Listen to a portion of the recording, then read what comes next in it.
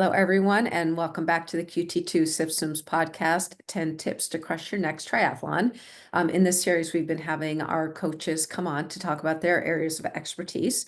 And today we are on episode number 6, which is about mastering the run. And for that, we welcome our resident run expert coach, Doug Maclean. Welcome, Doug. Hey, how's it going? It's going great. So All really right. appreciate you coming on to do this. I think of all the coaches at QT2, when you think of who runs really well off the bike, who's coached athletes who always successfully run well off the bike, your name is the one that comes up. So happy to have you on. I love to hear that. Thank you. All right. So, in episode 1 of this podcast series, Coach Jackie Miller came on and she talked about picking your race. And one of Hmm. the things that she talked about with that is that you look at each of the swim, bike, and run, you look at the thing, and maybe you pick to your strengths, or at least you have Hmm. some sense of what the run course looks like when you sign up. So now it's Hmm. time to train. Can you give us any tips for training for the run? Yeah.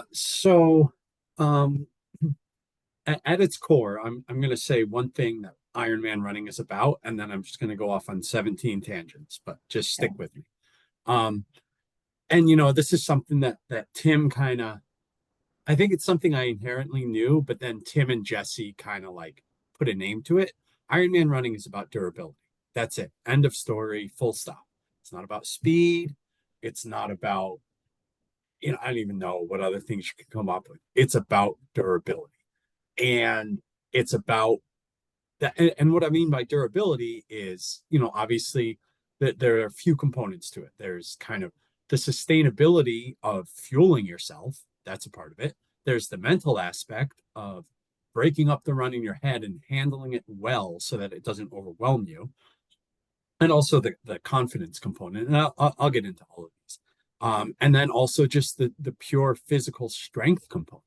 Like when we get down to it, like running in an Ironman um, is very catabolic, is one way to put it. Not just because you're running 26 miles, but because you're running 26 miles on legs that have already been fried by biking. And so if you don't have the strength to resist the loading that your body is going to feel, like forget it. I don't care if you can run 10 by 800 meters on even rest at 230 per 800 meters. It doesn't matter if you don't have the strength to sustain whatever speed you happen to be running at, right? Like it's irrelevant. Um, so does and anyways, I'm getting too off topic here. So let's kind of break it down into components. I think would be a good way to start. And the core component I think that everybody wants to get at is going to be the training itself, as opposed to the mental or the nutrition aspects. Not to discount them, but the training itself, like, let's be real, that's 80% of the battle, right? Your mental game can be awesome, your nutrition game can be awesome, but if you don't put in the work, all that's going to happen is you're going to feel really good on your way to a 6-hour marathon. Um, you know, so a few kind of like basic definitions that I would want to go over. I talk about hill work a lot. And when I say hill work, I mean the up and the down, not just the up. Uh, the down is perhaps even more important than the up. And so that's something that you really have to think about. Um, I talk about strength. When I talk about strength, I'm not talking about your ability to go squat 500 pounds. I'm talking about the ability of your muscles to resist getting broken down by impact. Um, and then when I talk about speed, I'm not talking about going and running 200-meter repeats. Like, yeah, you can mix those in every now and then for fun, and maybe they can help you a little bit, but you have to think about speed in the context of an Ironman. Um, and I think a lot of people run into this. Well, I'm getting ahead of myself. But if you're running an Ironman and say your typical Ironman run pace is 8 minutes per mile, um, and Ironman is your goal race. If you go out and do a workout at 6:30 pace, like miles at 6:30 pace. That almost by definition is speed work because you're going faster than you go during an Ironman. And so and then also on the aspect of speed work, I think a lot of people think this kind of touches on a similar topic. When somebody says speed work, they think it means you're supposed to just run as fast as you can for the given interval, whether it's a 200 meter, 400 meter, whatever. When I talk about speed work, I just mean going faster than race pace. And it's not always going all out. Like sometimes it is, but more often than not, it isn't. And a lot of that feeds back into one, the race you're training for, and two, kind of the training risks and benefits, the injuries associated with it.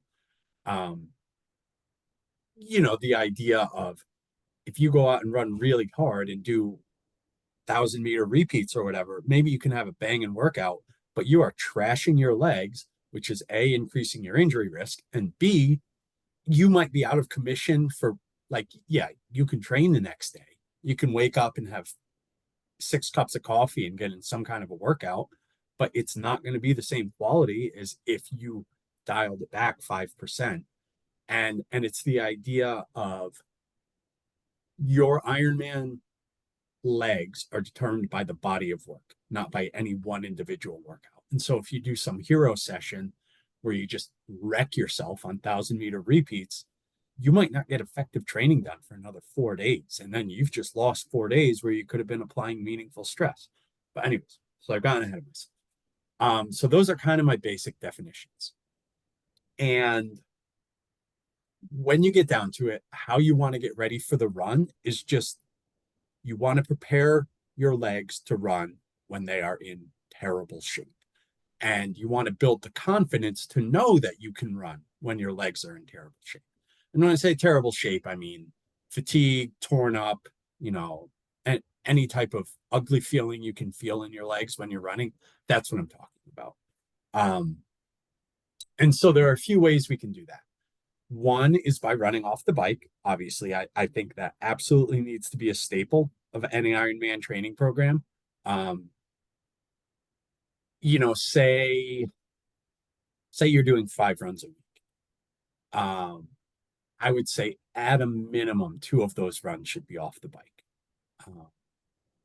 3 would be great. I'm not saying you should do all of them because, sometimes logistically it's not possible, or just the goals of the running session maybe make it not the best idea. Like say you want to go for a 2-hour run or something like that, right? And you also have a 2.5-hour bike that day. Like doing a 2.5-hour bike and a 2-hour run brick together, like probably not going to be a very high quality session. Again, like I said before, yeah, you could fake your way through it with a bunch of coffee, but you're going to wreck yourself. And you're just not going to get the same quality out of it as if you split those sessions up. But I would say, like, for any run that's maybe an hour or under and doesn't have a whole lot of like speed or intensity or intervals built into it, try to do it off the bike. It's just going to get you into that mindset of knowing what it feels like to run off the bike so that it's completely natural, which is something you want. When you get off the bike in T2 in an Ironman, you want it to be a feeling that you've felt 100 times before in the last year. You want it to be completely normal, comfortable. The jelly legs. But you also know, because you've done it so many times, they're going to work themselves out. The penalty of not fueling yourself properly on the bike, right? Like, and this is something that would happen to me in training every now and then. And it was a good reminder, especially on the long ride day. Say it was a Saturday. I go sit on the trainer for 5 hours and it goes fine. And then I get off the trainer and I go run, and it was more reliable. Like it makes Old Faithful in Yellowstone, it makes that look Old Not Faithful. Somewhere between 16 and 19 minutes after I started every single run, I would get dizzy, my legs would get jelly, and I would just have to sit down on the sidewalk for 5-10 minutes and just start slamming gels. And that this happened. I'm embarrassed to admit how many times it happened because I clearly didn't learn my lesson in training all the time. But that's all it was. I was fueling myself adequately to get through the bike. I was not fueling myself adequately to get off the bike and then start running. I felt great on the bike. Every single time that happened, I had felt awesome on the bike. And then every single time like it happened, I'm good for 10 minutes and I could just feel it creeping up on me. Oh, 15 minutes, I'm getting a little lightheaded. 17 minutes. Oh, geez, if I don't stop running right now, I'm literally going to faint. Um, and so that's getting back into the idea of doing all of your runs off the bike. It gets you into this mindset of you don't think it makes it automatic. You don't think, oh, I just have to fuel myself to get through this 112-mile bike and then I'll worry about it on the run. It is burned into your skull that you need to be fueling at the end of the bike as if you are at the beginning of the run. You know, you need to make sure your blood sugar is topped off as well as it can be when you get off the bike. You need to make sure you're peeing clear when you get off the bike, because if you don't, that run is going to get real ugly and all of your training is just going to go down the tubes. So if you're doing that in training, which you're going to have to do if you're running off the bike a lot, it's just going to be second nature on race day, you know? Additionally, and this is, I think, more subjective, I personally, and I know I'm not unique in this, I tend to have pretty high quality runs when I'm coming off the bike in workouts. Say it's a 1 or 60, 90-minute bike and then you run, because you hop off and you're just pre-warmed up. You're ready to go. There's no 10 minutes of like, oh, my hip hurts, my knee hurts, my hamstring's sore. You can just get off it. You're out the door and you're rolling. And you can actually arguably have a higher quality session than, say, if you had. And again, I know that contradicts what I just said 5 minutes ago, but I'm talking about like Z1 run. I'm not talking about 400-meter repeats. You know, we need to draw a line in there. So that structure. And then hills. I am a massive, massive believer in hills, and particularly downhills in training. Now, this does come at a cost, because anytime you're running uphill, you're kind of dropping your heel and you're stretching your Achilles more. So if you're running uphill, you are increasing risk of Achilles injuries. And if you're running downhill, you're increasing that pounding on your legs. And you are increasing the risk of, say, like impact type of injuries. So with that said, if things hurt, stop doing these activities. But assuming you're healthy, the idea of you have to look at what's really limiting you on race day in an Ironman. It's not going to be your turnover necessarily. It's going to be your legs are just wrecked. And it's not from concentric loading. And when I say concentric loading, I mean the loading that you're using to propel yourself off the ground. Like, your concentric muscles in your legs are very, very strong. That you are working the hell out of them when you're on the bike. Every time you push on the pedal, that's concentric loading. However, when you're biking, you are doing zero eccentric loading. And that's the loading you feel when you hit the ground and your muscles have to flex to keep you from collapsing and just turning into a heap on the side of the road, right? And I think a lot of people don't think about that, but that is very much a muscular strength issue in your quadriceps that's preventing you from collapsing. And you could think about things in terms of like resistance training. So I tend to think of running downhill as resistance training for eccentric loading. And you can get, say, if you're going, like one of my favorite workouts I used to do, and I give to my athletes all the time, is I'll give them, say, a 75-minute zone one, right?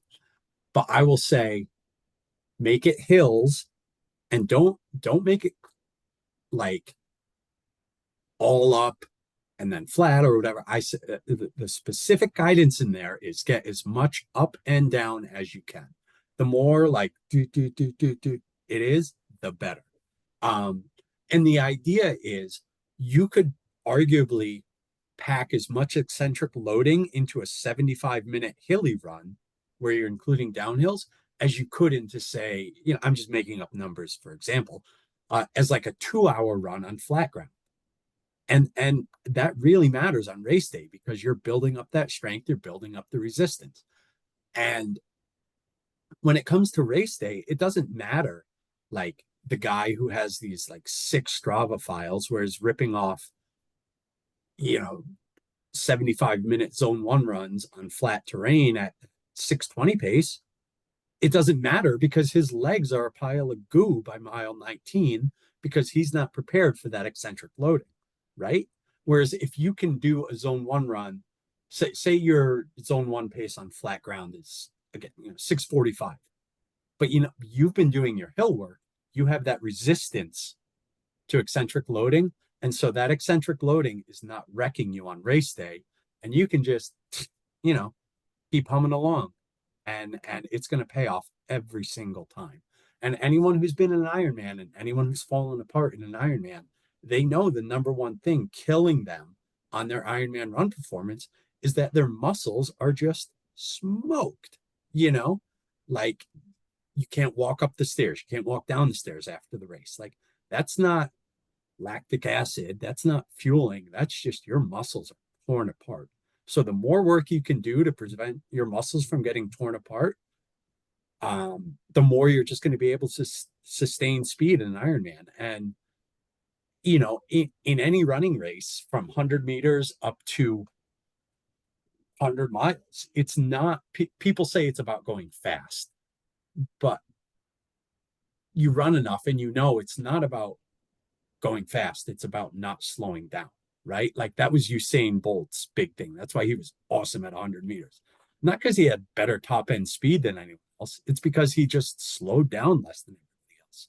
Now, I know sprinting 100 meters is not the same as an Ironman run, but you get where I'm going with this. And that is absolutely crucial. I cannot emphasize that enough. And so, see, you got me going. I'm on tangents. With these hill workouts that I recommend, they, as I said before, they're very stressful on your lower legs. And if you're not, maybe you're a lucky person and you just never have pain. I was not one of those lucky people. I think most people aren't. You really have to stay on top of your preventive maintenance. Even when your calves, shins, feet are not hurting, you have to be doing your calf raises. You have to be rolling out your feet on a golf ball. You have to be doing, getting at your trigger points in your calves. If you have the time and the money, you have to be getting in for those massages, probably twice a month minimum. Do what you can, right? Like, not everybody has the money for massages. I understand that. But if you don't, then start learning self-massage techniques. You can really get at it. I haven't gotten, oh my God, I don't remember the last time I got a massage. Probably years ago. But I've kept my lower legs healthy simply because I've gotten very proficient at loosening up the soft tissue in my lower legs. And there's a million YouTube videos out there about it. If anyone wants to talk about it, please just email me, call me, whatever. I love talking about this dumb stuff. But if you can afford a massage, go ahead and do it. Like, why not just lay there and have someone do the work for you? Point is, massages are great, but if you can't afford it, don't let that be a limiting factor. There are other ways to achieve this kind of soft tissue looseness and pliability. And something that Tim beat into my head, I mentioned it a little bit before with the calf raises. I'm not going to pretend that it's scientific. I'm not going to pretend I know a ton, but I just know that every time I felt lower leg injuries kind of creeping up on me, Tim would say, Doug, get on the one leg calf raises. And I would just go sit down. get on the stairs, maybe 3 days a week, 3 sets of 12, one legged calf raises with each leg. That's it. And it just, for whatever reason, it just clears things up. It strengthens your feet, stretches out your Achilles, strengthens your calves, strengthens your soleus. Um, maybe I'm believing in voodoo science, but it worked for me. It's worked for my athletes, so just go with it, that kind of thing. So, anyways, that's kind of the physical aspects. And there's some basic formulaic stuff like don't increase your run volume more than 10% a week. Your weekly long run should be maybe about 30% of your total run volume, stuff like that. I wouldn't recommend any single run if you're getting ready for an Ironman. If you're getting ready for like Ultraman, different ball of wax. But getting ready for an Ironman, you really don't need to do any long run more than 2 hours. That's always worked for us. I love it. I live by it.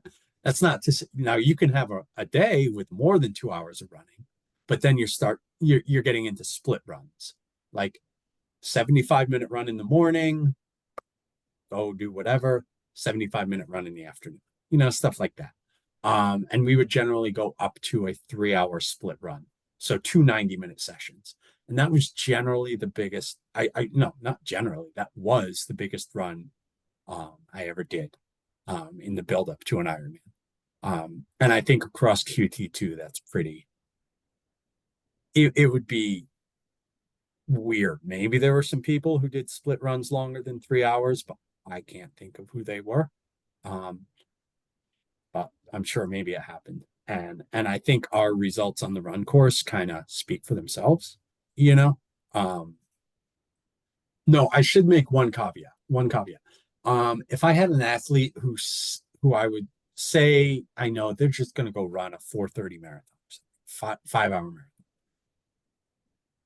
a 3 hour split run just isn't necessarily going to get them the volume they need. Because when you think about it, that 3 hour split run is maybe going to get them 15 miles. So maybe I would inch it up a little bit, but I would be very cautious with it. I'd be like, okay, we can do a 3.5 hour split run, but this is all zone R. And if things are hurting, you're shutting it down. It's playing with fire a little bit, but I do think in the context of an athlete who's going to be on the run course a bit longer, it can make sense if you're careful about it. But by and large, 3 hours is generally the cap. Okay, we're running out. See, got me going. So I know. Can I ask you some questions? Yeah. Figured a few things. So, Yeah. you kind of talked about running 5 days a week. Is that generally what you'd recommend for someone who's training for Ironman?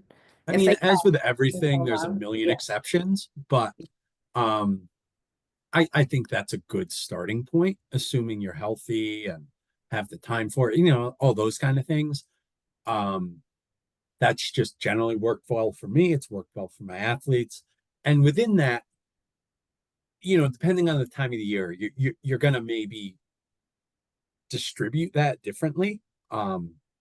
Certainly over the winter and spring, like unless I had a race coming up, I don't think I ever left zone 1 in the winter or spring. And for those of you who use like training peak zones or the Joe Friel zones, that's what they call zone 2. But in our world, it's called zone 1.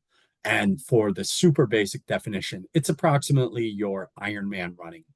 The heart rate that you're going to run on race day in an Ironman, that's your zone 1 heart rate in our world. So when I say zone 1, like colloquially, that's what I mean. But anyways, back to that. Yeah, winter, spring, I don't, maybe once in a blue moon. Maybe leave zone 1 just for kicks or to do a run test or something like that. But it was probably 90% zone 1. And then as you get closer and closer to race day, you're splitting more off into what I think a lot of people call a polarized model. And, with the idea of instead of just doing one intensity all the time, your intensity distribution is polarized, some up, some down. So say in that 5-day week, or 5 days of running in a week, there's probably going to be, I would say, one day, at least one day, maybe two of pure zone R. And when I say zone R during these build phases, like, I mean zone R, like easy. Like we're talking a good 2 to 3 minutes slower than your Ironman run pace. Um, like I was a pretty quick Ironman runner. And if I did a zone R run faster than like 9:30 pace, Tim would just be, Doug, what are you doing? What are you doing? Slow down, you know? Um, and that takes confidence. That takes, putting your ego to the side and saying, no, it's okay. This is what my body needs. It's not about having a cool looking Strava file. It's not about passing that jogger who I see on the trail every day. It's about doing what I need to do to get ready for race day. And for that particular workout, maybe it's running 10:30 pace, even if you can rip off a 250 Ironman marathon, you know? Um, so 1 to 2 days are going to be that. 1 to 2 days are going to be more like hills slash tempo work. Once in a blue moon, we'll do speed work.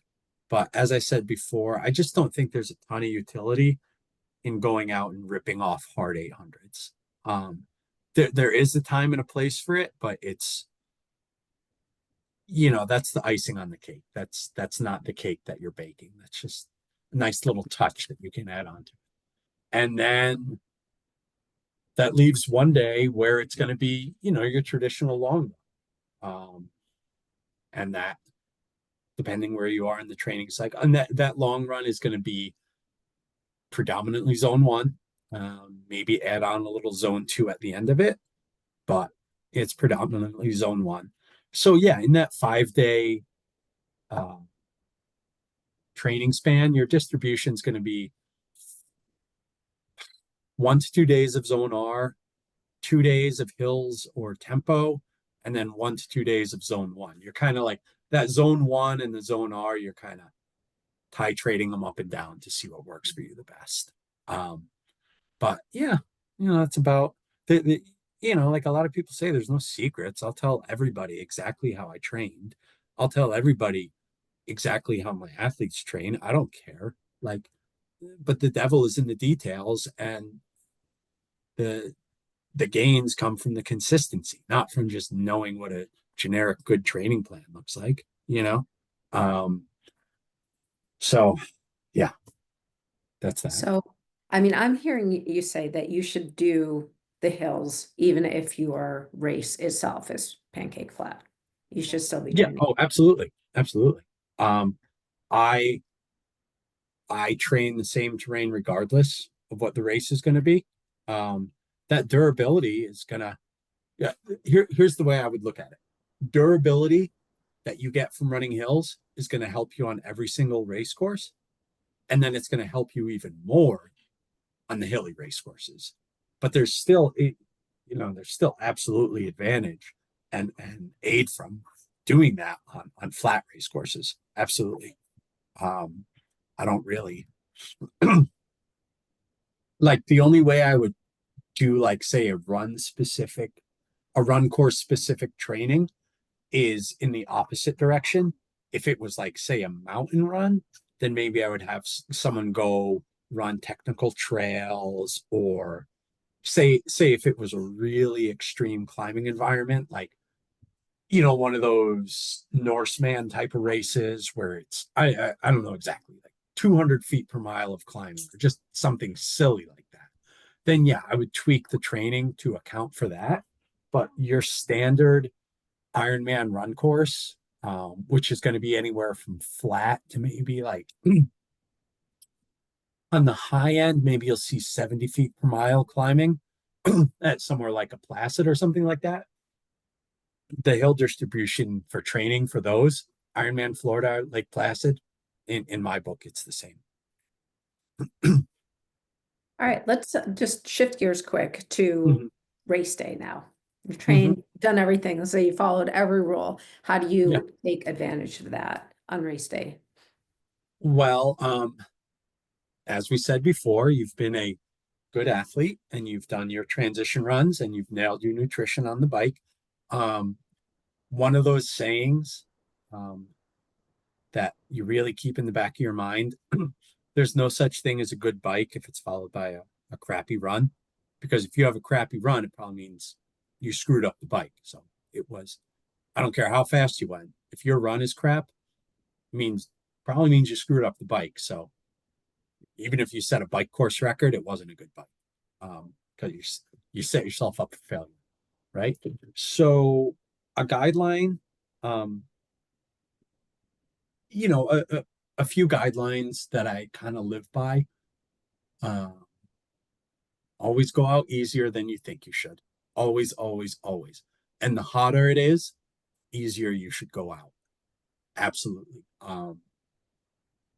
There's no need to rush out the gate in an Ironman. You're gonna hurt yourself a lot more by going out too fast than you are by going out too slow. If you go out too slow, you have 3+ hours to make up for that. Um, if you go out too fast, well, I guess you have 5+ hours to make up for it because that's how long you're going to be out there. You've got to find your legs, and then the additional utility of going out slow, in that you're not frying your legs too soon. Um, and I get into that because I think a lot of people do it because they get T2 and they're so happy to get off the bike and they've got this adrenaline in their body. And because they have that adrenaline, everything feels good and everything feels easy. I tell all my athletes, and I used to tell myself too, like the first, I don't know, 7, 8, 9 miles of an Ironman run honestly should feel like a joke. You should feel like, what am I doing out here? This is ridiculous. I could be running a mile per minute faster. And if you feel like you could be running a mile per minute faster in the first 7, 8, 9 miles, you're probably actually running the correct pace when we get down to it. And you will be given that information at mile 19 about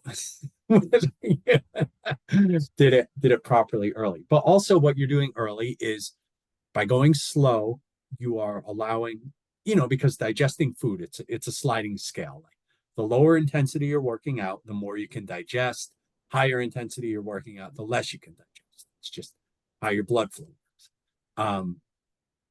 It's gonna, particularly if you had nutritional deficiencies on the bike, it's gonna allow you to just get more calories in and set yourself up for a better run. Um, because I don't care how well you do everything else in the race, at a certain point between miles 15 and like 24 of an Ironman marathon, you're going to hate your life. That's just hard and fast rule.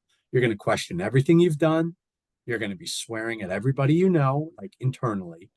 Um, and, you know, in that state, you'll probably appreciate yourself saying, hey, I went slower earlier, so I was able to get a little more food in. So I'm maybe not quite so miserable now. At least I'm not, I'm miserable now, or I'm miserable now, but at least I'm not bonking. And that's a dumb pet peeve of mine when people say bonking and they're talking about they're tired. Like, no, bonking is not tired. You're just tired. Bonking is when your blood sugar plummets, you get dizzy, you get jelly legs, you start seeing stars, you can barely stand up.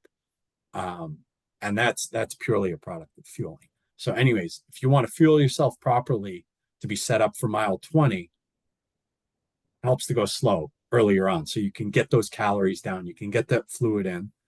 And then just because we're going on for a while here, kind of a few random pearls that I would always live by. So take note of your average heart rate on the bike. This is like a Jesse Kropelnicki special. Ideally, you've been a good athlete and you've averaged, say, mid to high zone 1 on the bike. Let's call that 140 beats per minute, right? Your goal, your pace on the run, you don't even have to look at it. You just look at your heart rate. If you're able to stimulate your heart rate to the goal, you're going to have a good run at the end of the day. Because if you're able to stimulate your heart rate, that tells you that you're doing everything else right. That tells you you're pacing right. And so the general goal is to be maybe about 6 to 12 beats average above your biking heart rate. So let's say you average 140 on the bike, your goal heart rate for the run is going to be maybe 146 to 152. And the way you're going to achieve that is not by going out at 150. The way you're going to achieve that is by going out, say you average 140 on the bike, and this is perfect world, you're going to go out at 140 on the run, something like that. And then if you really do your run well and you do it perfectly, you're going to maintain pace throughout the Ironman marathon, and your heart rate is just going to gradually rise throughout the marathon. And then by the time you hit mile, whatever, 24, you're running the same pace, maybe not exactly, maybe a little fade, essentially the same pace you were doing at mile 2, but your heart rate is just 15 beats per minute higher. And then if you just, math is math, if you just do that, you're going to end up right in that sweet spot, that 6 to 12 beat per minute above what you did on the bike sweet spot.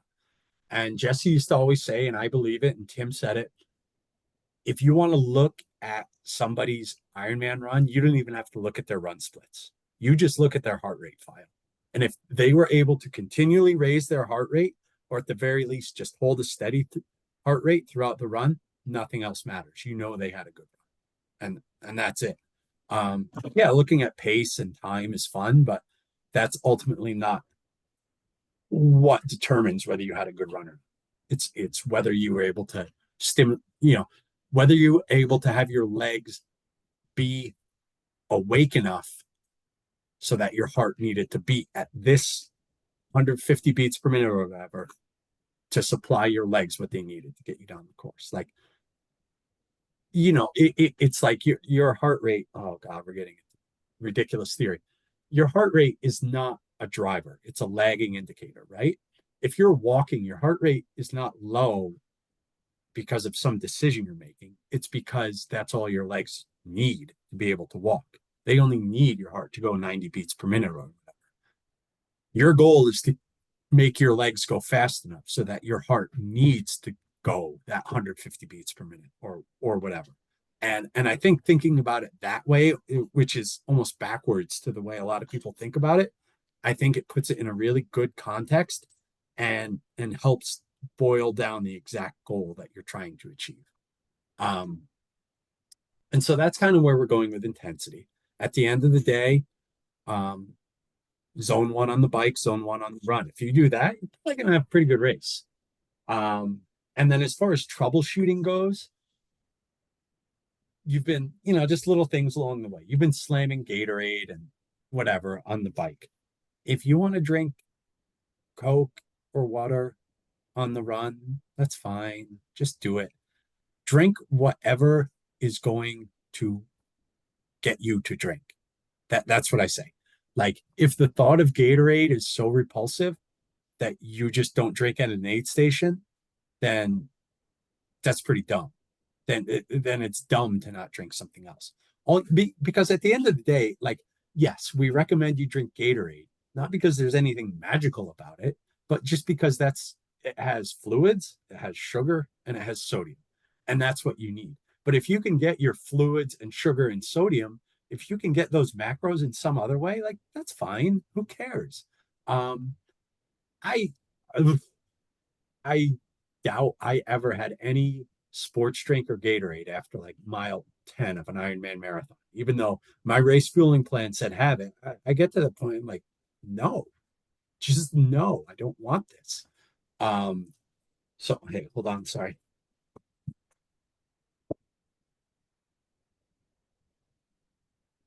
But again, that's fine because I was aware of my need for macros. So say if I had water, I would be carrying a vial of salt. So I'd have a cup of water, take a lick of salt, and then any calories I needed, I could just grab an extra gel from an aid station. It's not, there's nothing magical about any one source. As long as you're hitting your macros, just do it any way you can.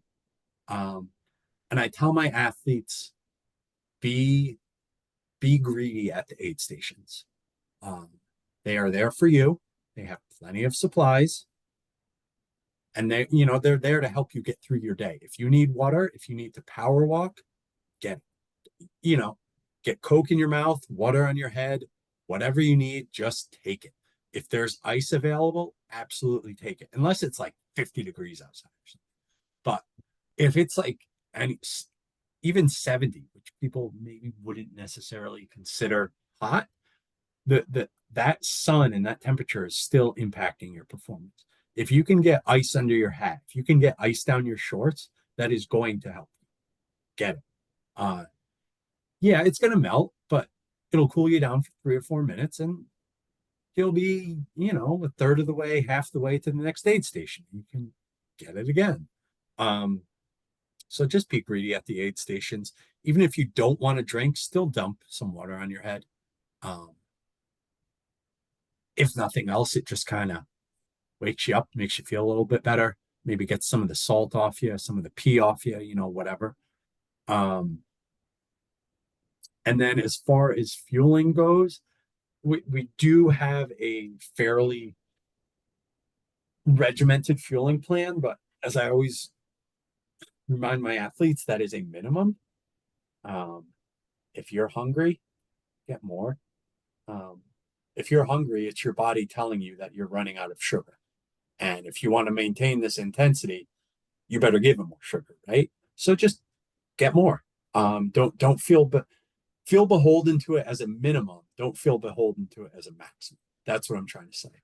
But then that said, once you get to mile 20, just do whatever feels good, because at that point, all your fueling interventions, unless there's some extremist situation, say if you're in heat stroke or whatever, all your fueling decisions don't have a huge physiological impact anymore. It's more just mental and making you, buoying you mentally to get through that last 10 kilometers. If you want to eat pretzels, eat pretzels. Maybe not at mile 2, but mile 20, just do what you got to do. This is my rapid fire bullet points. If you ever have to go to the bathroom, particularly number 2, don't try to hold it. Just go. Because, say you have to poo at mile 12, that's coming out eventually anyways. So why run clenching your butt cheeks, trying to hold it in for 5 miles when it's slowing you down for that 5 miles? You're clenching your butt cheeks. Just get it out as quickly as you can so you can get back to running normally. If you're cramping, a lot of cramping is a mystery. Despite what somebody selling you a product may tell you, there is no definitive known cause of cramping and no definitive known cure. It's a multifactorial situation. Electrolytes likely play a role. Your nervous system likely plays a role. Straight up muscle fatigue likely plays a role. The best thing I can do is kind of the shotgun approach. Always be carrying a vial of salt. That is a hard and fast rule for me in an Ironman. And I just mean table salt. It doesn't have to be some fancy $80 salt, whatever. That's all it is. Those are just table salt in a capsule or table salt in a vial. It's what your body needs. Just carry in like a Tic Tac container or something like that. If you do start cramping or if you do start feeling bloating, take in that extra salt. If that doesn't work, if that doesn't relieve your cramps, just stop running, start stretching. If that doesn't work, my next go-to is honestly to start jogging backwards. I don't know if there's science to it, but in my mind, it just gets the muscles flexing and contracting in a different pattern, and it maybe helps reset those pathways a little bit. It's worked for me. I'm sure there's some other scientific explanation for it. I do kind of care. It'd be interesting to know. But at the end of the day, all that matters is that it works. But then also be prepared to know that, like, once you start cramping, there's a good chance you're not going to be able to really run with full strides anymore. That's okay. you can shuffle at home. Maybe it costs you 30 seconds per mile, but it's better than just walking. It's better than sitting on the side of the road. Um, like I've had a lot of cramps. I've never had a cramp that was so debilitating that I had to completely give up on running. And so maybe that makes me biased, but I do think there's a way out of every cramp to at least maintain a functional status through some combination of salt and stretching and jogging backwards. Um, just whatever works for you, just play with those three things. And at the very least, it'll get you shuffling along again, I think. Um, and that's okay. I've had some great runs that included shuffling. So, you know, it's Ironman. There's going to be those periods. It's fine. So, yeah. Do you have any more questions? It's I dangerous. think, yeah, no, I mean, I think you hit so many good points over there. And, you know, the run is it's going to be hard no matter what because it's at the end of everything. But I think the keys of fueling a lot on the bike, starting easy, you know, it's Yeah. hard to do. It's easy to say, it's hard to do, but the emphasis that you talked about on doing the brick runs during practice, during training, and knowing how your body's going to respond to it. And Yeah. And I think that's really important. Like you can read all the motivational posters in the world and have the best music and see the best signs. None of that matters because if you don't develop that confidence in training, like none of that matters when you hit mile 18 of an Ironman marathon and you feel like death. Thinking about some song you like, it doesn't, you're not going to be able to trick yourself into that giving you confidence. What's going to give you confidence is knowing that you've been through it in training and knowing that your body can handle it. And there's no way to fake that. There's no way to hack that. You just gotta put in the miles and build that confidence so that when your legs shut down and honestly, I call it my lizard brain at that point in the race. My brain is functioning at a very low level. Um, it is very primal and animalistic. I can't think very clearly, but that you're going to find out exactly what you think of yourself, and you're going to find out exactly what your real goals are and your self-confidence when you're in that deep of a hole, because there is no BSing yourself, there's no lying, there's no faking. You're going to find out what's going on inside your head and what you really want and whether you can push through it, and you just got to build that through training. um and then obviously race experience, you know. um, that's where you get it. So, anyways, yeah. all right, Doug, thank you very much for coming Yeah. on. You're super busy these days, so I really appreciate you making the Yeah, time. no problem. I love it. I wish I wasn't super busy because I would record like a 15-hour podcast on Ironman running. Well, if you ever want to, Yeah. just let me know. So much good Yeah. info. Oh boy. Okay. Well, All thank you, right. Reed. Thanks, Doug. Appreciate it. It's been fun. Bye.